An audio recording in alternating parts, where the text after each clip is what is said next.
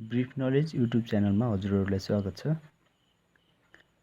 आज म हजुरहरूलाई चाहिँ पासपोर्ट साइजको फोटो चाहिँ कसरी बनाउने भनेर सिकाउन गइरहेको छु।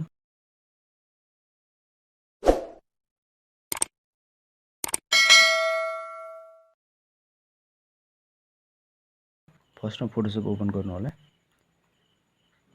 फोटोसप ओपन गरिसकेको छु मैले। अब यसमा चाहिँ आफूले पिपी साइजको फोटो कुन बनाउने भनेर त्यसलाई ओपन गर्ने। जस्तै मैले अहिले गरिसकेको छु ओपन। अब यसले चाहिँ यहाँ छेउछेउमा मिलेको छैन, यसलाई काट्नु पर्ने छ। फर्स्टमा हामीले जुनसुकै फोटो भए पनि क्रप गर्नुपर्ने हुन्छ। पिपी साइज के पासपोर्ट साइजकै आधारमा क्रप गर्नुपर्ने हुन्छ। क्रप टुल लगेर यहाँ रेसियो दिएको छ, रेसियोमा चाहिँ फर्स्टकोमा चाहिँ 1.5 राख्नु होला र नेक्स्टमा चाहिँ 2 राख्नु होला। 2 राखिसकेपछि हामीले यहाँ यस्तो आफै अटोमेटिक सिलेक्ट हुन्छ कि तलतिर एउटै साइजमा घट्ने पर्ने हुन्छ। अनि यसरी आफूलाई कति ठाउँ क्रप गर्नुपर्ने हो टक्क सिलेक्ट गर्ने। अनि डबल क्लिक गर्यो भने नि हुन्छ, इन्टर थिच्यो भने नि हुन्छ है त। अब यो मुभ टुल लगेर CTRL A प्रेस गर्नु होला। यसरी सबै सिलेक्ट हुन्छ। यसरी यसपछि हामीले चाहिँ छेउछेउमा बोर्डर राख्नुपर्ने हुन्छ। सिलेक्टमा गएर अब मोडिफाई बोर्डरमा जानु होला। बोर्डरमा चाहिँ आफूले चाहिएको पिक्सल राख्नु होला। जस्तै अहिले 16 छ, मैले चाहिँ 15 अथवा 14 राखेँ अनि ओके गरेँ। यसरी छेउको भाग सिलेक्ट हुन्छ।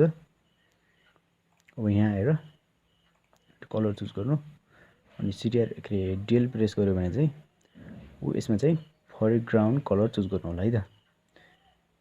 कसैकोमा प्याटर्नहरू पनि राखेको हुनसक्छ, नत्र यसमा आएर यी फरग्राउन्ड कलर चुज गर्नु होला अनि ओके। बोर्डर पनि राखिसकेको छ। अब CTRL D ले चाहिँ डिसिलेक्ट गर्ने। अब एउटा नयाँ डकुमेन्ट ओपन गर्नुपर्छ, जसमा चाहिँ हामीले धेरै 8वटा एक पटकमा 8वटा फोटोहरू प्रिन्ट हुने बनाउनु पर्ने हुन्छ। जस्तै न्यूमा गए, यसमा चाहिँ 4/6 इन्चमा चाहिँ बनाउनु पर्ने हुन्छ है त। जस्तै यहाँ वाइडमा 6 छँदैछ, 4 छँदैछ।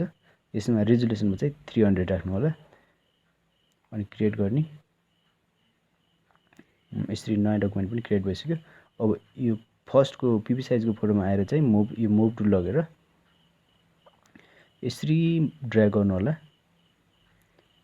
यसरी आउँछ यहाँ। अब एक ठाउँमा यसरी मिलाएर राख्ने अनि अल्टर प्रेस गरेर फेरि अर्को तान्दिने है त।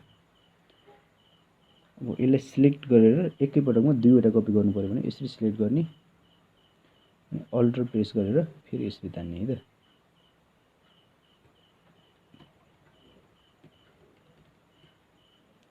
अब फेरि 4वटा एकैपटकमा निकाल्नु पर्यो भने फेरि यसरी सिलेक्ट गर्ने माउसले।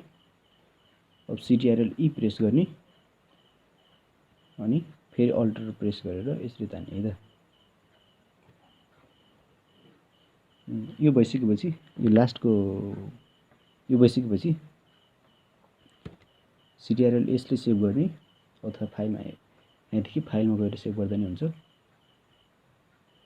जस्तै मैले फाइलको नाम लेखेँ,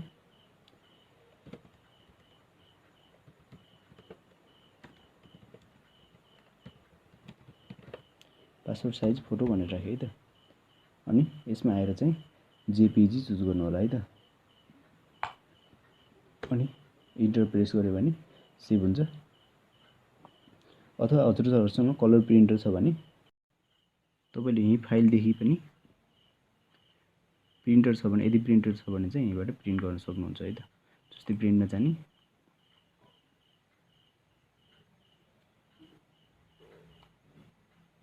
कुन साइडमा राख्ने हजुरले आफै राख्नु होला। जस्तै मैले यता राखेँ अनि यहाँदेखि प्रिन्टर चुज गरेर प्रिन्ट गर्न सक्नुहुन्छ है त। धन्यवाद। भिडियो मन परेमा लाइक, कमेन्ट, सब्सक्राइब, सेयर गर्न नबिर्सिनु होला है त।